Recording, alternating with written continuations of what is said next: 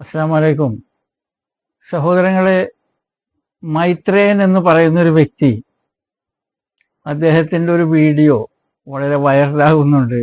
അതിൽ അദ്ദേഹം പറയുന്നത് മനുഷ്യന് ഉപകാരപ്പെടുന്ന രീതിയിലുള്ള ഖുർആനിലെ ഒരു വാക്യം കാണിക്കുമെന്നാണ് അദ്ദേഹം പറയുന്നത്. ഒറ്റൊരു വാക്യം.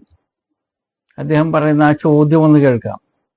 ഞാൻ എന്തായാലും ഈ നാട്ടിലുള്ള സകല സാധനവും വായിച്ചിട്ടുള്ള ഒരുത്തനാ. അതുകൊണ്ട് അതിനെപ്പറ്റി ഒന്ന് പറയണ്ട. ആരാധിക്കാൻ പഠിപ്പിക്കുന്നുണ്ടോ? ഒരു വരി ഈ ഖുർആനകത്തെ നാട്ടുകാർക്ക് കൊള്ളാന്ന് ഒരു വരി പറ. കീഴടങ്ങാനല്ലാത്ത ഒരു വരി. നിന്നെ പോലെ നിന്റെ അയൽക്കാരനെ സ്നേഹിക്കണം എന്ന് യേശു ക്രിസ്തു പറഞ്ഞിട്ടുണ്ട് എന്ന് പറയുന്ന തരത്തിൽ കൊള്ളാവുന്ന ഒരു വരി പറ. ഒരെണ്ണം പറ. കേട്ടല്ലോ. അപ്പോൾ ഇവിടെ ഈ സുഹൃത്ത് മൈത്രേയന് വേണ്ടിയിട്ട് ഞാൻ ഒരു വാക്കല്ല, ഖുർആനിലുള്ള ഒരു വാക്കല്ല, ഞാൻ നിങ്ങൾക്ക് വേണ്ടി 100 വാക്ക്, ഖുർആനിലുള്ള 100 ആയത്തുകൾ, 100 സന്ദേശങ്ങൾ, അത് നിങ്ങൾക്ക് ഞാൻ വെറും 5 മിനിറ്റിൽ വായിച്ചു കേൾപ്പിക്കാം. 100 എണ്ണം. നിങ്ങൾ ഒന്നല്ല ചോദിച്ചത്, ഒരു പൂവ് ചോദിച്ചു ഒരു പൂന്തോട്ടം നൽകിയെന്ന് കേട്ടിട്ടില്ലേ? അതിനെ പ്രാവർത്തികമാക്കുന്ന രീതിയിലാണ് ഞാൻ ഈ 100 വാക്യങ്ങൾ വെറും 5 മിനിറ്റിൽ നിങ്ങളുടെ മുൻപിൽ അവതരിപ്പിക്കുന്നത്. നമുക്ക് ഖുർആൻ വാക്യത്തിലേക്ക് പോകാം. അപ്പോൾ നമുക്ക് വായന തുടങ്ങാം. വായന തുടങ്ങും മുമ്പ് മനസ്സിലാക്കേണ്ടത്, ഇവിടെ 1, 2, 3 എന്ന് പറഞ്ഞു കൊടുത്തിരിക്കുന്നത് സീരിയൽ നമ്പറാണ്. ഇത് ഖുർആന്റെ നമ്പർ അല്ല. വലതു ഭാഗത്ത് ഖുർആൻ 28-ൽ 88 എന്ന് പറയുമ്പോൾ 28ാമത്തെ ചാപ്റ്റർ, 28ാമത്തെ സൂറത്തിലെ 88ാമത്തെ വാക്യം, 31ാമത്തെ സൂറത്തിലെ 17ാമത്തെ വാക്യം. അപ്പോൾ ഖുർആന്റെ ആയത്ത് നമ്പറും അതിന്റെ സൂറ നമ്പറും ചാപ്റ്റർ നമ്പറും വലതു ഭാഗത്ത് കൊടുത്തിട്ടുണ്ട്. അത് ഞാൻ വായിക്കുന്നില്ല. ഇടതു ഭാഗത്തുള്ള സീരിയൽ നമ്പറും വായിക്കുന്നില്ല. ഖുർആൻ വാക്യങ്ങൾ മാത്രമാണ് വായിക്കുന്നത്. നമുക്ക് വായന തുടങ്ങാം. ദൈവത്തിന് പുറമെ മറ്റാരോടും നിങ്ങൾ പ്രാർത്ഥിക്കരുത്. നന്മ കൽപ്പിക്കണം, തിന്മ വിരോധിക്കണം. എത്ര പ്രതികൂലമായാലും സത്യമേ പറയാവൂ. അതിഥികളെ സൽക്കരിക്കണം, മറ്റുള്ളവരെ പരിഹസിക്കരുത്. അസൂയ അരുത്. ചാരവൃത്തിയും ഒളിഞ്ഞു കേൾക്കലും അരുത്. കള്ളസാക്ഷി പറയരുത്. മദ്യം കഴിക്കരുത്. സംസാരിക്കുമ്പോൾ ശബ്ദം താഴ്ത്തണം. പരുഷമായി സംസാരിക്കരുത്. ആളുകളോട് സൗമ്യമായ വാക്കുകൾ പറയണം. ഭൂമിയിൽ വിനയത്തോടെ നടക്കണം. നടത്തത്തിൽ അഹന്ത അരുത്. അഹങ്കാരം അരുത്. അനാവശ്യ കാര്യങ്ങളിൽ മുഴുകരുത്. മറ്റൊരാളുടെ തെറ്റുകൾ കഴിയുന്നത്ര മാപ്പ് ചെയ്യണം. മറ്റുള്ളവരോട് ഔദാര്യത്തോടെ പെരുമാറണം. പരദൂഷണം പറയരുത്. പാവങ്ങൾക്ക് ഭക്ഷണം നൽകാൻ പ്രേരിപ്പിക്കണം. അനാഥകളെ സംരക്ഷിക്കണം. ചോദിച്ചു വരുന്നവരെ ആട്ടിക്കളയരുത്. വിഷമിക്കുന്നവരെ കണ്ടെത്തി സഹായിക്കണം. ചെയ്ത ഉപകാരം എടുത്തു പറയരുത്. വിശ്വസിച്ചേൽപ്പിച്ച വസ്തുക്കൾ തിരിച്ചേൽപ്പിക്കണം. കരാർ ലംഘിക്കരുത്. തിന്മയെ നന്മ കൊണ്ട് പ്രതിരോധിക്കണം. നന്മയിൽ പരസ്പരം സഹകരിക്കണം. തിന്മയിൽ സഹകരിക്കരുത്. കുടുംബ ബന്ധങ്ങളെ നിങ്ങൾ സൂക്ഷിക്കുക. നീതി പ്രവർത്തിക്കണം. വിധി കൽപ്പിക്കുമ്പോൾ നീതി അനുസരിച്ച് വിധിക്കണം. ആരോടും അനീതി ചെയ്യരുത്. അളവിലും തൂക്കത്തിലും കൃത്രിമം കാണിക്കരുത്. സത്യവും അസത്യവും കൂട്ടിക്കലർത്തരുത്. വഞ്ചകർക്ക് കൂട്ടുനിൽക്കരുത്. സത്യത്തിൽ നിന്ന് വ്യതിചലിക്കരുത്. പിശുക്ക് അരുത്. അന്യന്റെ ധനം അന്യായമായി തിന്നരുത്. അനാഥകളുടെ ധനം അപഹരിക്കരുത്. ധനം ധൂർത്തടിക്കരുത്. ലഹരി ഉപയോഗിക്കരുത്. സത്യത്തിന് സാക്ഷി പറയാൻ മടിക്കരുത്. കൈക്കൂലി അരുത്. പലിശ അരുത്. വ്യഭിചാരത്തെ സമീപിക്കരുത്. കൊലപാതകം അരുത്. ചൂത് കളിക്കരുത്. മറ്റുള്ളവർക്ക് പാഠം ആകും വിധം കുറ്റവാളികളെ ശിക്ഷിക്കണം. ഊഹങ്ങൾ അധികവും കളവാണ്. ഊഹങ്ങൾ വെടിയണം. ദൈവഭക്തനാണ് നിങ്ങളിൽ ശ്രേഷ്ഠൻ. ശവം, രക്തം, പന്നിമാംസം എന്നിവ നിഷിദ്ധമാണ്. ഭാഗ്യപരീക്ഷണങ്ങൾ അരുത്. ഭൂമിയിൽ കുഴപ്പം ഉണ്ടാക്കരുത്. മനുഷ്യർക്കിടയിൽ ഐക്യത്തിന് ശ്രമിക്കണം. നിങ്ങൾ പരസ്പരം ഭിന്നിക്കരുത്. ഉച്ചനീചത്വ ബോധം ഉണ്ടാകരുത്. തിന്നുക കുടിക്കുക അധികമാകരുത്. കാര്യങ്ങൾ പരസ്പരം കൂടി ആലോചിക്കണം.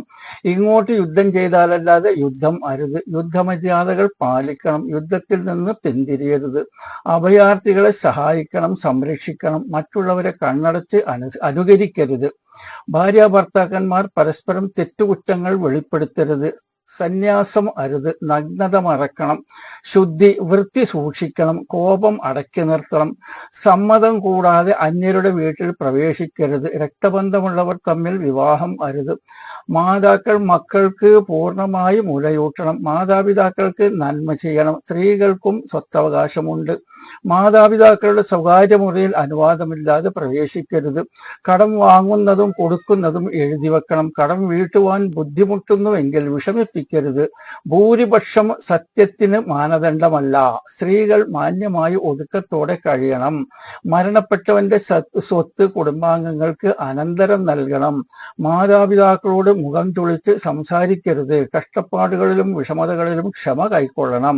കുടുംബത്തിന്റെ നേതൃത്വം പുരുഷന് നൽകണം. ആർത്തവകാലത്ത് ലൈംഗിക സമ്പർക്കം അരുത്. പ്രപഞ്ചത്തിലെ അത്ഭുതങ്ങളെക്കുറിച്ച് ചിന്തിക്കണം. വിജ്ഞാനം നേടുന്നവർക്ക് ഉന്നത പദവി നൽകും. ഭരണാധികാരികളെ പ്രാപ്തി നോക്കി തിരഞ്ഞെടുക്കണം. ആരാധനാലയങ്ങളിൽ നിന്ന് ആളുകളെ തടയരുത്. മറ്റു മതസ്ഥരുടെ ആരാധ്യ വസ്തുക്കളെ നിന്ദിക്കരുത്. എല്ലാ പ്രവാചകരെയും അംഗീകരിക്കണം. സത്യത്തിലേക്ക് ക്ഷണിക്കുന്നത് സതുപദേശത്തോടു കൂടി ആവണം. ആരാധനാ വേളയിൽ നല്ല വസ്ത്രം അണിയണം. മതത്തിൽ നിർബന്ധിക്കാൻ പാടില്ല. ഒരാൾക്ക് കഴിയാത്തത് അയാളെ നിർബന്ധിക്കരുത്. സ്ത്രീ ആയാലും പുരുഷനായാലും കർമ്മങ്ങൾക്ക് തുല്യ പ്രതിഫലം ഉണ്ട്. അനാചാരങ്ങൾക്കെതിരെ പോരാടണം. വർഗീയത അരുത്. ദൈവത്തോട് മാത്രം പ്രാർത്ഥിക്കുന്നവന് നിർഭയത്വം നൽകും. ദൈവം കാരുണ്യവാനാണ്. അവനോട് പാപമോചനം തേടുക. ദൈവം എല്ലാ പാപങ്ങളും ഒന്നിച്ച് മാപ്പ് ചെയ്യുന്നവനാകുന്നു. 100-ാമത്തെ വാചകം. ദൈവകാരുണ്യത്തെ കുറിച്ച് നിരാശരാകരുത്. കേട്ടല്ലോ. അപ്പോൾ ഇവിടെ വളരെ കൃത്യമായിട്ട് ഇദ്ദേഹം ഒരു വാക്കാണ് ചോദിച്ചിരിക്കുന്നത്. നമ്മൾ വളരെ കൃത്യമായിട്ട് 100 വാക്കുകൾ പറയുകയുണ്ടായി. ഇനി ഈ ചോദ്യം ചോദിച്ച മൈത്രേയൻ എന്ന സുഹൃത്തിനോട് എനിക്ക് പറയാനുള്ളത്, ഈ 100 വാക്യങ്ങളല്ല, ഖുർആനിനകത്ത് 6600 ചില്ലാനം വാചകങ്ങളുണ്ട്. അതിന്റെ എല്ലാം തന്നെ അന്തസത്ത എന്ന് പറയുന്നത് മനുഷ്യ നന്മയ്ക്ക് വേണ്ടിയിട്ടുള്ളതാണ്, മനുഷ്യന്റെ ഉന്നമനത്തിന് വേണ്ടിയിട്ടുള്ളതാണ്. അത് വായിച്ച് മനസ്സിലാക്കാൻ കഴിയണം. അല്ലാതെ അത് വരികൾക്കിടയിൽ വായിച്ചു പോയാൽ നിങ്ങൾക്ക് മനസ്സിലാവുകയില്ല. ആ വിഷയത്തിലേക്ക് വരും മുൻപ് ഒരു കാര്യം ഞാൻ നിങ്ങളോട് പറയാൻ വേണ്ടി ആഗ്രഹിക്കുന്നു. മിസ്റ്റർ മൈത്രേയൻ, നിങ്ങളെ കുറിച്ചിട്ട് ഖുർആനിൽ ഒരു വാക്യം പറഞ്ഞിട്ടുണ്ട്. മിസ്റ്റർ മൈത്രേയനെ കുറിച്ചിട്ട് ഖുർആനിൽ ഒരു വാക്യം പറഞ്ഞിട്ടുണ്ട്. അതെവിടെയാണെന്ന് അറിയാമോ? നിങ്ങൾ ഗൂഗിളിൽ സെർച്ച് ചെയ്ത് നോക്കുക. 3-ാമത്തെ ചാപ്റ്ററിൽ 54-ാമത്തെ വാചകം. അതിൽ അല്ലാഹു സുബ്ഹാനഹു വ തആല പറയുന്നത് വമക്കറു വമക്കറല്ലാ വല്ലാഹു ഖൈറുൽ മാക്കിരീൻ. അവർ തന്ത്രം പ്രയോഗിച്ചു, അള്ളാഹുവും തന്ത്രം പ്രയോഗിച്ചു. തന്ത്രം പ്രയോഗിക്കുന്നതിൽ അള്ളാഹുവാണ് ഉത്തമൻ. നിങ്ങൾക്ക് എന്ത് മനസ്സിലായി? ഇതാണ് ഞാൻ പറഞ്ഞത്. ഖുർആൻ നിങ്ങൾ വായിക്കേണ്ട രീതിയിൽ, മനസ്സിലാക്കേണ്ട രീതിയിൽ മനസ്സിലാക്കണം. അത് എല്ലാവർക്കും കഴിയുകയില്ല. ഖുർആൻ വായിച്ച് അതിന് അർത്ഥം മനസ്സിലാവണമെന്നുണ്ടെങ്കിൽ, അതിന്റെ അന്തസത്ത മനസ്സിലാവണമെന്നുണ്ടെങ്കിൽ ഫുർഖാൻ ലഭിച്ചിരിക്കണം. അപ്പോൾ മിസ്റ്റർ മൈത്രേയന് ഫുർഖാൻ എന്താണെന്ന് അറിയാമോ? അതിൽ അല്ലാഹു പറഞ്ഞിരിക്കുന്നത് ഖുർആനിൽ ഇങ്ങനെയാണ്: യാ അയ്യുഹല്ലദീന ആമനൂ, ഹേ സത്യവിശ്വാസികളെ, ഇൻ തത്തഖുല്ലാഹ, നിങ്ങൾ അള്ളാഹുവിനെ ഭയപ്പെടുകയാണെങ്കിൽ, അള്ളാഹുവിനെ സൂക്ഷിക്കുകയാണെന്നുണ്ടെങ്കിൽ, യജ്അൽ ലക്കും ഫുർഖാൻ, ഞാൻ നിങ്ങൾക്ക് ഫുർഖാൻ കൊണ്ടുവന്ന് തരും. യാ അയ്യുഹല്ലദീന ആമനൂ ഇൻ തത്തഖുല്ലാഹ യജ്അൽ ലക്കും ഫുർഖാനം വയുകഫിർ അൻകും സയ്യിആതികും വയഗ്ഫിർ ലക്കും വല്ലാഹു ദുൽ ഫദ്ലിൽ അസീം. അപ്പോൾ നിങ്ങൾ അള്ളാഹുവിനെ ഭയപ്പെടുകയാണെന്നുണ്ടെങ്കിൽ അള്ളാഹു നിങ്ങൾക്ക് ഫുർഖാൻ തരും, നിങ്ങൾ തെറ്റുകൾ മായ്ച്ചു കളയും.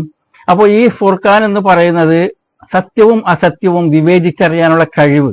ആ കഴിവ് ലഭിക്കണമെന്നുണ്ടെങ്കിൽ ഫുർഖാൻ വേണം. അപ്പോൾ ഈ മൈത്രേയനെ സംബന്ധിച്ചിടത്തോളം നിങ്ങൾക്ക് ഫുർഖാൻ ലഭിക്കാത്തത് കൊണ്ട് നിങ്ങൾക്ക് മനസ്സിലാവില്ല. ഖുർആൻ മനസ്സിലാകാൻ വളരെ പ്രയാസമാണ്.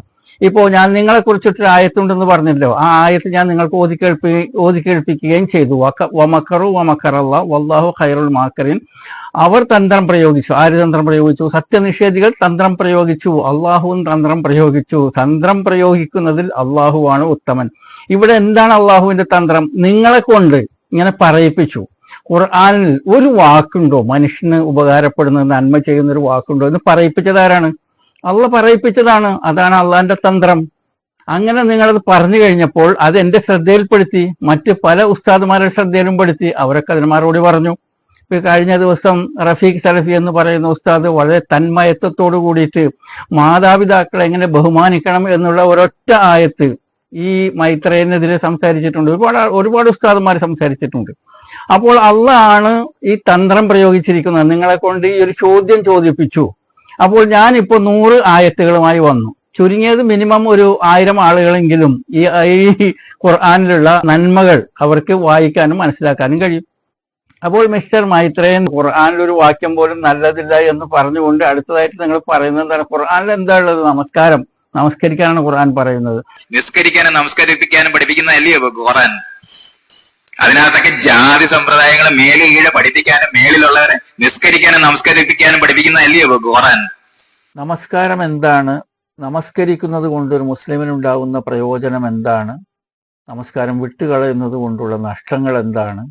നമസ്കാരത്തിൻ്റെ അന്തസത്ത എന്താണ് എന്നുള്ളത് അടുത്ത വീഡിയോയിൽ അത് പ്രക്ഷേപണം ചെയ്യുന്നതായിരിക്കും. വീഡിയോ ലെങ്ത് കൂടുന്നത് കൊണ്ട് ഈ വീഡിയോ ഇവിടെ വെച്ച് വൈൻഡപ്പ് ആക്കുകയാണ്. അപ്പോൾ നമസ്കാരത്തെ സംബന്ധിക്കുന്ന അടുത്ത വീഡിയോ നിങ്ങൾ കാണുക. അപ്പോൾ ഇത്രയും പറഞ്ഞുകൊണ്ട് എൻ്റെ സംസാരം ഇവിടെ സംഹരിക്കുന്നു. So thank you for watching. അസ്സലാമു അലൈക്കും.